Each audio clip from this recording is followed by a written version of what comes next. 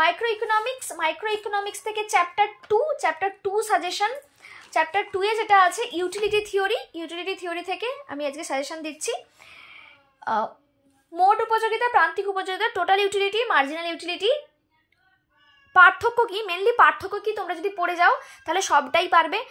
প্রথম হচ্ছে সংজ্ঞা, দুটো আলাদা করে সংজ্ঞাও আসতে পারে, আবার পার্থক্যও আসতে পারে। পার্থক্য পড়ার সময় অবশ্যই ছবি, না 10 নম্বরে আসবে না, 10 নম্বরে আসে না, এটা খুব জোর হলে 5-এ আসতে পারে, 2 আর 5-এই আসতে পারে, ঠিক আছে।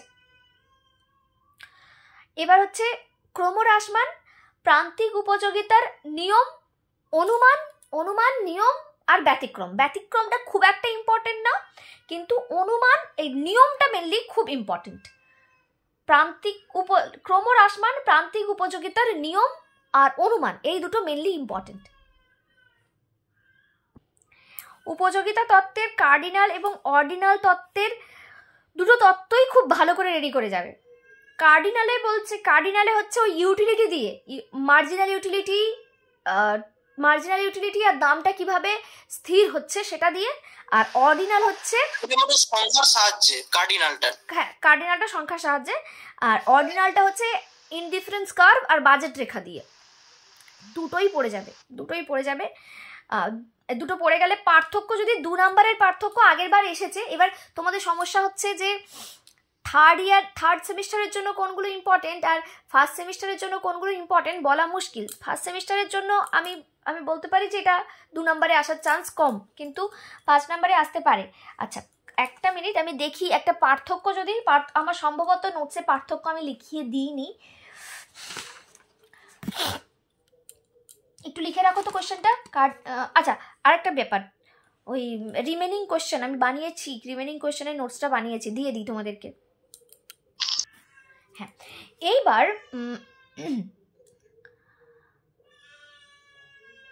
হ্যাঁ, যেটা বললাম যে কার্ডিনাল বা সংখ্যাবাচক যে তত্ত্বটা রয়েছে, ভোক্তার উপযোগিতা সর্বাধিকরণ, utility maximization, consumer utility maximization, এটা আমরা 2 রকমই পড়ে যাব। একটা হলো কার্ডিনাল আর একটা হচ্ছে অর্ডিনাল, দুটোই ইম্পর্টেন্ট। কার্ডিনাল মানে সংখ্যাবাচক, আর অর্ডিনাল মানে হচ্ছে যখন আমরা সংখ্যা দিয়ে প্রকাশ করতে পারি না, সেটা হচ্ছে অর্ডিনাল। এটাকে বলা হয়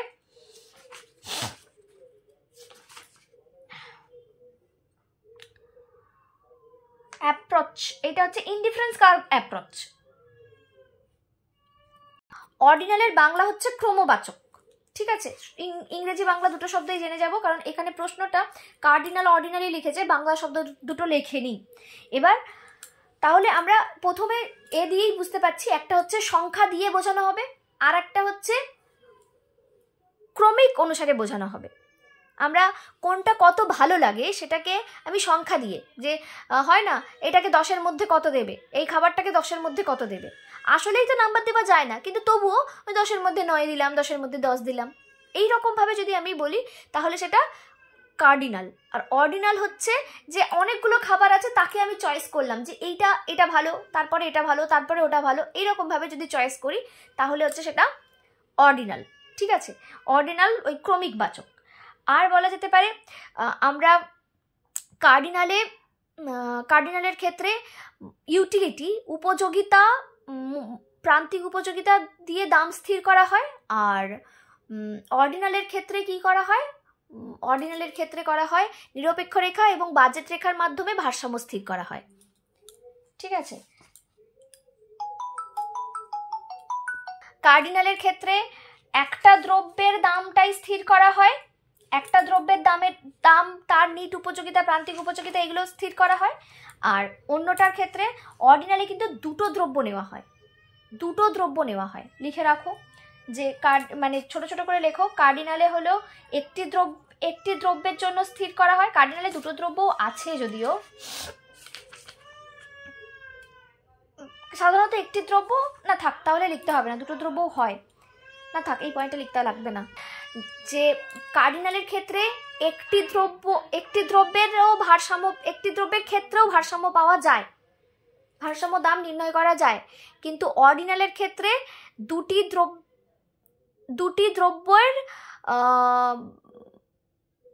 দ্রব্যের প্রয়োজন হয়। অর্ডিনালের ক্ষেত্রে দুটি দ্রব্যের প্রয়োজন হয়। কার্ডিনালের ক্ষেত্রে ভোক্তার বা ক্রেতার আয়ের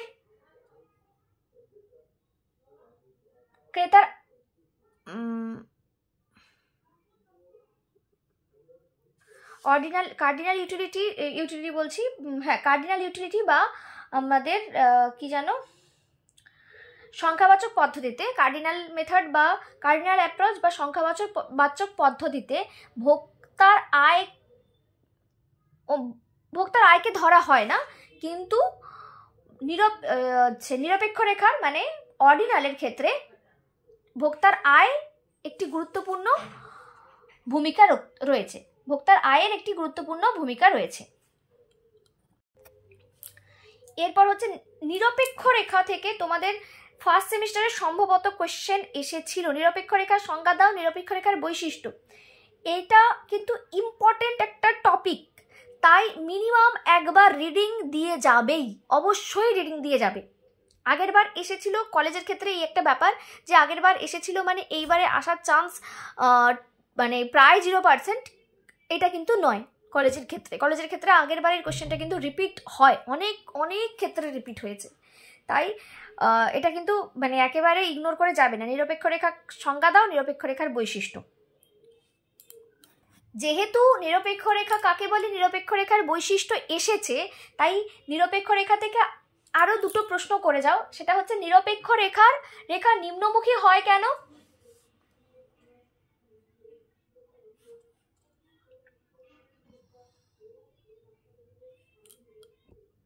আচ্ছা, নিরপেক্ষ রেখা সম্পূর্ণ পরিবর্তিত দ্রব্যের ক্ষেত্রে নিরপেক্ষ রেখার আকৃতি কিরূপ, আর সম্পূর্ণ পরিপূরক দ্রব্যের ক্ষেত্রে নিরপেক্ষ রেখার আকৃতি কিরূপ, প্রান্তিক পরিবর্ততার হার 0। হ্যাঁ, দুটোই লেখো। একটা হচ্ছে সম্পূর্ণ পরিবর্তিত দ্রব্যের ক্ষেত্রে নিরপেক্ষ রেখার আকৃতি কিরূপ, আর একটা হচ্ছে সম্পূর্ণ পরিপূরক দ্রব্যের ক্ষেত্রে নিরপেক্ষ রেখার আকৃতি কিরূপ। মানে পরিবর্ত আর পরিপূরক সম্পূর্ণ যদি হয় তাহলে আকৃতি কিরূপ হবে। এইবার বাজেট রেখা কাকে বলে, এই প্রশ্নটাও এসে গিয়েছিল, কিন্তু এটাও খুব ইম্পর্টেন্ট একটা টপিক। বাজেট রেখা কাকে বলে? আচ্ছা, এখানে প্রশ্নটা ছিল আগের বারে, বাজেট রেখার নীতি কি, তার সঙ্গে ছিল বাজেট রেখা আর্থিক আয় হ্রাস পায়, যদি আর্থিক আয় হ্রাস পায় এবং দ্রব্যের দাম স্থির থাকে তাহলে বাজেট রেখার উপর কি প্রভাব পড়বে। প্রশ্নটা তোমরা আগের বছরের প্রশ্নটা দেখবে, ঠিক আছে? আমি প্রশ্নটাকে একটু ঘুরিয়ে দিচ্ছি। যদি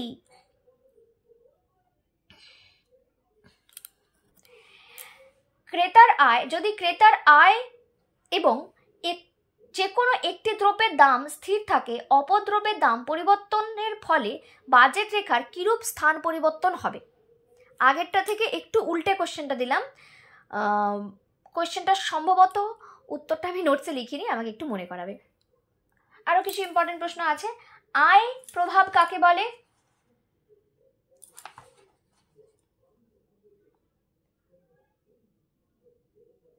আয় প্রভাব কি সকল দ্রব্যের ক্ষেত্রেই ধনাত্মক হয়?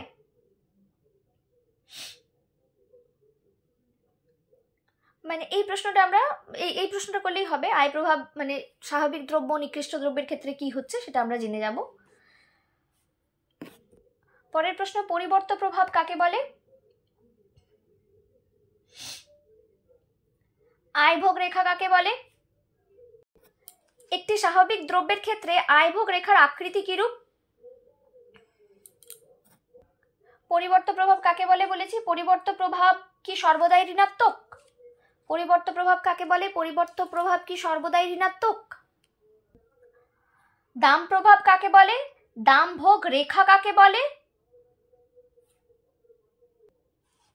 আবারও বলছি, দাম প্রভাব কাকে বলে? দাম ভোগ রেখা কাকে বলে? দাম ভোগ রেখার আকৃতি কিরূপ? দাম প্রভাবের সঙ্গে আয় প্রভাব ও পরিবর্ত প্রভাবের সম্পর্ক কি? এটা বড় প্রশ্নও আসতে পারে, ছোট প্রশ্নও আসতে পারে। দাম প্রভাবের সঙ্গে আয় প্রভাব ও পরিবর্তন প্রভাবের সম্পর্ক কি?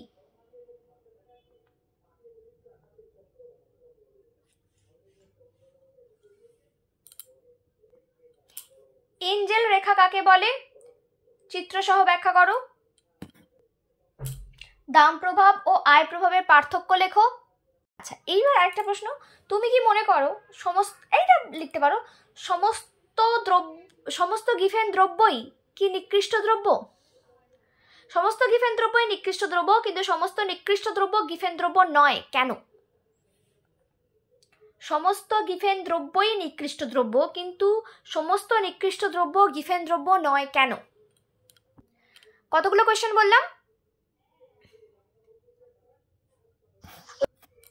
15টা হয়ে গেছে। ঠিক আছে, আমি চেষ্টা করছি যতটা রিভিশন দেওয়া যায় করিয়ে দিচ্ছি, যদি অসুবিধা হয় বলবে। একটু আয় প্রভাবটাকেও ছোট করে আলোচনা করি। আয় প্রভাবটা সেই আবারও একই জিনিস, যে ধরো কোনো একটা জিনিসের দাম 10 টাকা, তুমি হয়তো কেনো 8টা, তাহলে তোমার এক্সপেন্ডিচার হচ্ছে, অপরদিকটা দেখা যাচ্ছে, এক্সপেন্ডিচার হচ্ছে 80 টাকা। এইবার জিনিসটার দাম কমে গেছে, ধরো 8 টাকা হয়ে গেছে, তুমি এখনো 8টা কিনছো, তোমার হচ্ছে 64 টাকা, তাহলে তোমার কাছে এক্সট্রা 16 টাকা থেকে যাচ্ছে। এইটাকে আমরা কি বলছিলাম? রিয়েল ইনকাম বা প্রকৃত আয়।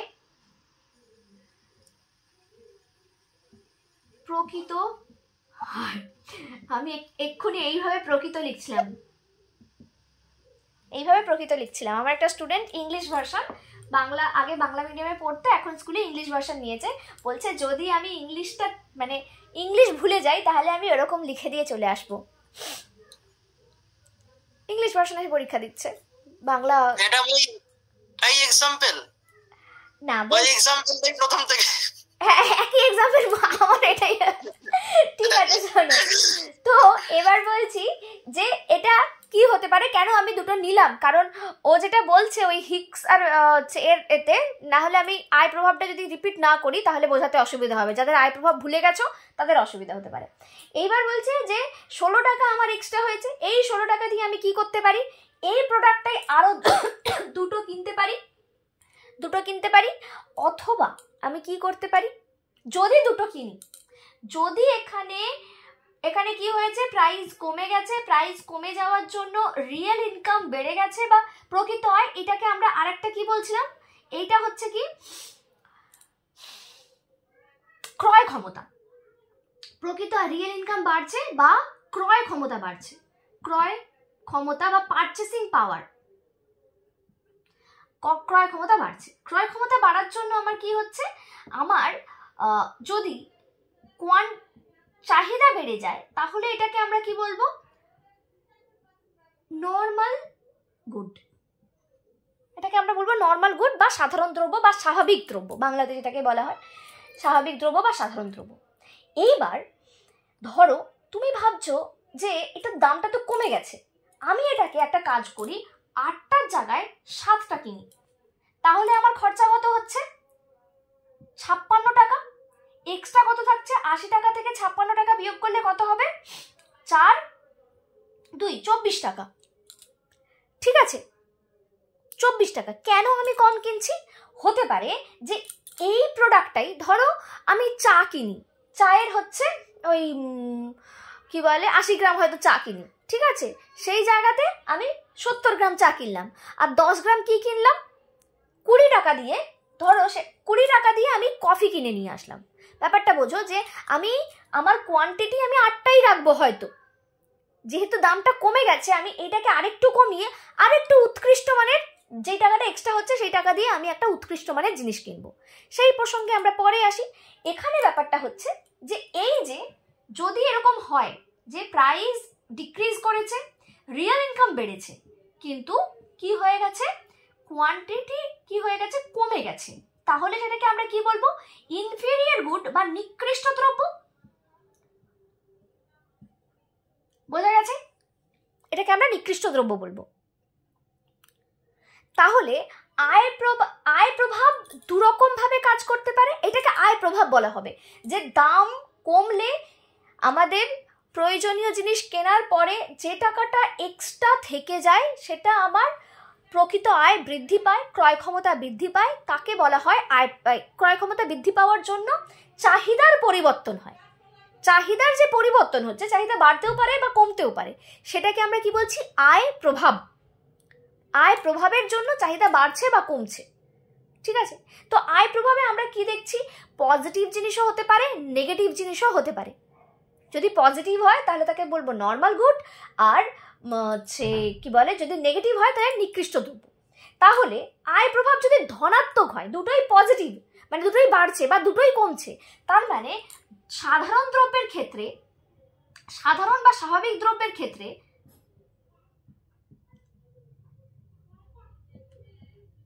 আয় প্রভাব কেমন হচ্ছে? আয় প্রভাব ধনাত্মক। আর নিকৃষ্ট দ্রব্যের ক্ষেত্রে আয় প্রভাব কি হচ্ছে? ঋণাত্মক। একটা প্রশ্ন আমাদের ছিল যে কি বলে, কি যেন বলতে গেলাম, প্রশ্নটা কি ছিল? আয় প্রভাব এবং পরিবর্ত প্রভাবের, এই আয় প্রভাব কাকে বলে এবং সব দ্রব্যের ক্ষেত্রেই কি আয় প্রভাব ধনাত্মক? না, শুধুমাত্র নর্মাল গুডের জন্য বা স্বাভাবিক দ্রব্যের জন্য আয় প্রভাব কি? ধনাত্মক, কিন্তু নিকৃষ্ট দ্রব্যের ক্ষেত্রে আয় প্রভাব ঋণাত্মক। বোঝা গেল? এই প্রশ্নটা আমরা ক্লিয়ার করতে পারলাম। এইবার আমরা আসবো কিসে জানো? পরিবর্ত প্রভাব।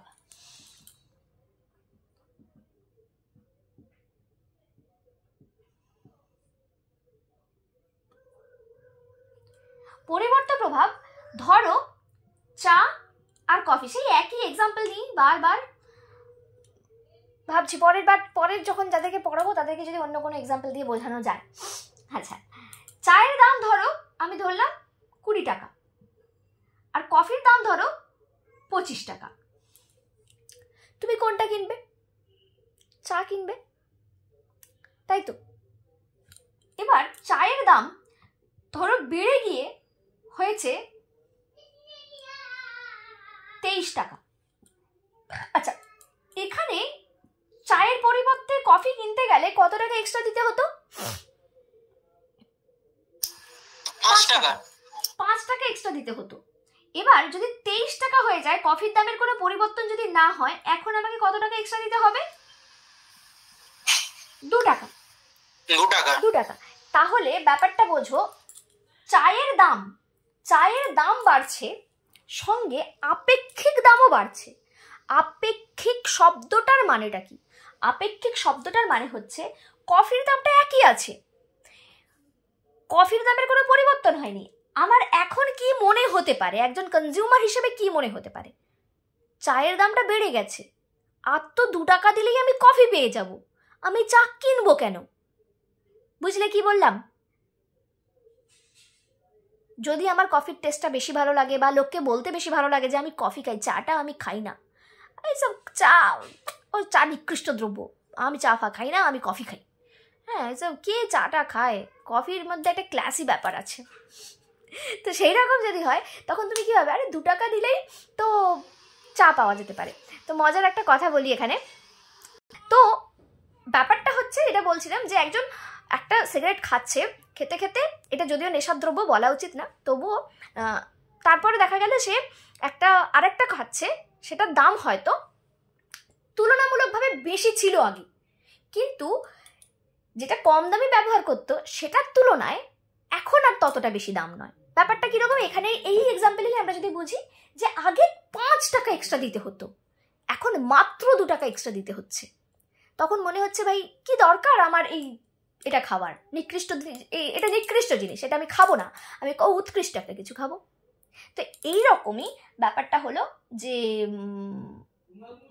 পরিবর্ত প্রভাবের ক্ষেত্রে তাহলে আমরা দেখতে পেলাম দাম যদি বেড়ে যায় তাহলে চাহিদা কি হবে? কমে যাবেই। এটাতে নিকৃষ্ট হোক বা উৎকৃষ্ট হোক, যাই হোক না কেন, দাম বাড়লে চাহিদা কমবেই। এখানে আমি চাকে একটু নিকৃষ্ট টাইপের দ্রব্যই ধরছি, সেখানে কি হচ্ছে? দাম কমেছে বলে কি হয়েছে? দাম বেড়েছে বলে চাহিদা কমে গেছে। তো নিকৃষ্ট দ্রব্যের ক্ষেত্রে কি হতো? এখানে কি হয়েছিল নিকৃষ্ট দ্রব্যের ক্ষেত্রে? এটা ভাইসি ভার্সা অবশ্যই, এটা ভাইসি ভার্সা অবশ্যই, যে দাম বাড়লে চাহিদা বাড়বে, এই চাহিদা কমবে সাধারণ দ্রব্যের ক্ষেত্রে, আর নিকৃষ্ট দ্রব্যের ক্ষেত্রে দাম কমলে চাহিদাও দাম কমলে তো ধরেছিলাম, দাম বাড়লে চাহিদা বাড়বে। নিকৃষ্ট দ্রব্যের ক্ষেত্রে কি হচ্ছে? দাম বাড়লে চাহিদা বাড়বে। এটা কিসের ক্ষেত্রে হয়েছিল? আয় প্রভাবে হয়েছিল। কিন্তু এখন দেখতে পাচ্ছি যে দাম বাড়লে চাহিদা কমছে। এটা কোন প্রভাবে? পরিবর্ত প্রভাবে। তোমরা কি ব্যাপারটা বুঝতে পারলে? আমি এটা আগের বার লিখিনি, এখন লিখলাম যে এইটার ভাইসি ভার্সা মানে উল্টো ভাবেও সত্যি। মানে এখানে দাম কমলে চাহিদা কমেছে, মানে দাম বাড়লে চাহিদা বাড়বে নিকৃষ্ট ক্ষেত্রে। তো এখানে নিকৃষ্টর ক্ষেত্রে কি হয়েছে? উল্টোটা।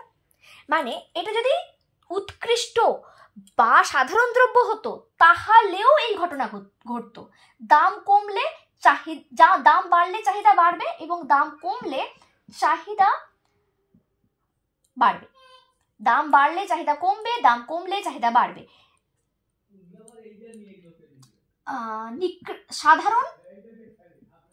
সাধারণ ও নিকৃষ্ট উভয়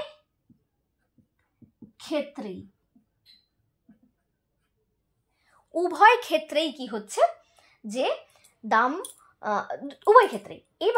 এবার বোঝো তাহলে সাধারণ দ্রব্য বোর্ডটা যদি একটু বড় হতো ভালো হতো, মানে ওই দাঁড়িয়ে লিখলে বেশি ভালো, মানে আর একটু চওড়া হলে ভালো হতো। অনেকটা জিনিস বোঝাচ্ছি তো, মুছতে যদি না হতো ভালো। আড়াআড়ি করে নিলে হতো না। ব্যাপারটা বোঝো, নিচের দিকে তো কম পাচ্ছি, তো আমার তো নিচের দিকটাও শেষ হয়ে যাচ্ছে, নিচের দিকটা থাকলেও হতো। বুঝলে কি বললাম? আমি ক্যামেরাটাকে যদি করে দিই তাহলে তো আমি নিচের দিকটা দেখাতে পারবো, পুরো বোর্ডটাই দেখানো যাবে।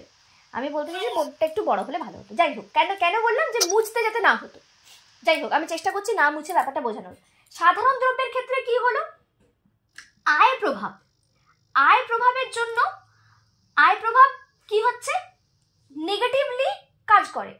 আয় প্রভাব কি হচ্ছে? পজিটিভ। আমি এটা ভুল লিখেছি না? ঠিকই লিখেছি। আয় প্রভাব কি হচ্ছে? আয় প্রভাব, এটাকে এখান থেকে আয় প্রভাব বুঝছি, আয়প্রভাবটা বুঝছি, ঠিক আছে? আয়ের সঙ্গে কি সম্পর্ক? দামের সঙ্গে নয়। আয় প্রভাবটা আয়ের সঙ্গে সম্পর্ক দেখি, দামের সঙ্গে নয়। কিন্তু এখানে আমরা দামের সঙ্গে কি দেখছি? ইনকাম এফেক্টে দাম কমলে কি হচ্ছে? আমরা শুধু দাম কমলে ব্যাপারটা দেখছি। ইনকাম এফেক্টে দাম কমলে চাহিদা বাড়বে সাধারণ দ্রব্যের ক্ষেত্রে। আর সাবস্টিটিউশন এফেক্টে কি হবে? দাম কমলে চাহিদা বাড়বে। দুটোর ক্ষেত্রেই দাম কমলে চাহিদা বাড়ছে। সাধারণ দ্রব্যের ক্ষেত্রে সব সময়ের জন্যই দাম কমলে চাহিদা বাড়ছে। তাহলে আমরা এটাকে কি বলতে পারি? যে দামের সঙ্গে সাধারণ দ্রব্যের দামের সঙ্গে চাহিদার ঋণাত্মক সম্পর্ক রয়েছে। নিকৃষ্ট দ্রব্যের ক্ষেত্রে কি হচ্ছে? ইনকাম এফেক্টে আমার কি আসছে? দাম কমলে চাহিদা কমছে, কিন্তু সাবস্টিটিউশন এফেক্টে কি হচ্ছে? দাম কমলে চাহিদা বাড়ছে।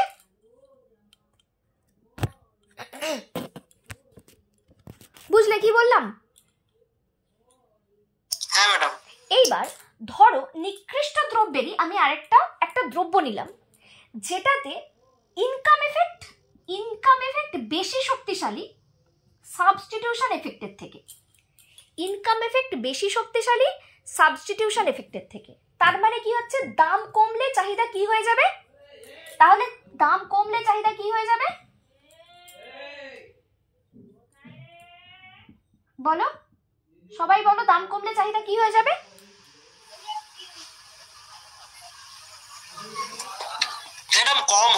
কম হবে। সবাই কি ওর সঙ্গে একমত? দেখো, আমি দুটোকে একসঙ্গেই নিচ্ছি। ইনকাম এফেক্টও কার্যকরী হচ্ছে, সাবস্টিটিউশন এফেক্টও কার্যকরী হচ্ছে একসাথে। এখানে একসাথে কার্যকরী হলে আলটিমেটলি কি হতো, দাম কমলে চাহিদা বাড়ছে। কিন্তু এখানে যদি ইনকাম এফেক্ট বেশি শক্তিশালী হয় তাহলে এইটাকে ছাপিয়ে যাবে, ছাপিয়ে গিয়ে কি হবে, দাম কমলে চাহিদাটা কমে যাবে। আর ইনকাম এফেক্ট যদি কম শক্তিশালী হয় তাহলে কি হচ্ছে, এইটা বেশি ছাপিয়ে যাচ্ছে, মানে দাম কমলে চাহিদাটা কি হয়ে যাবে, বেড়ে যাবে। তাই তো, দাম কমলে চাহিদাটা বেড়ে যাবে। প্রথমটার ক্ষেত্রে ওটাকে আমরা কি ধরনের দ্রব্য বলবো, কি ধরনের দ্রব্য বলবো বলো?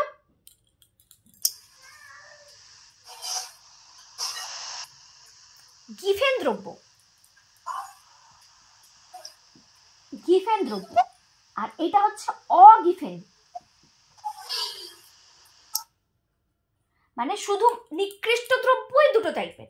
একটা হচ্ছে কি, নিকৃষ্ট দ্রব্যের ক্ষেত্রে ইনকাম এফেক্ট যদি বেশি শক্তিশালী হয় সাবস্টিটিউশন এফেক্টের ক্ষেত্রে, তাহলে দাম কমলে চাহিদা কমবে, তখন এটা কি হচ্ছে, গিফেন দ্রব্য।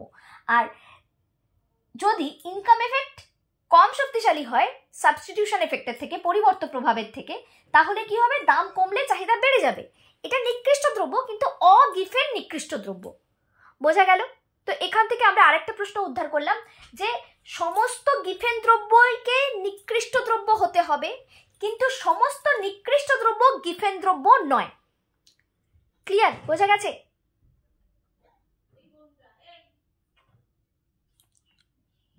এই জায়গাটা বুঝতে পেরেছো? হ্যাঁ। ঠিক করে বলো বুঝতে পেরেছো কিনা, নাহলে আমি এটা আরেকবার বোঝাবো। হ্যাঁ ম্যাডাম, বুঝতে পেরেছি। তো আমাদের কি হচ্ছে যে এটা তো নিকৃষ্ট দ্রব্যেরই একটা পার্ট দেখলাম, নিকৃষ্ট দ্রব্য থেকে আমি গিফেন দ্রব্য পাচ্ছি, তাই তো? হ্যাঁ, তাহলে গিফেন দ্রব্যটা নিকৃষ্ট দ্রব্য, কিন্তু নিকৃষ্ট দ্রব্যের আমরা আরো একটা পার্ট পেয়েছি যেটা গিফেন নয়, আমরা এটাকে অগিফেন বলছি, অগিফেন নিকৃষ্ট দ্রব্য বলছি।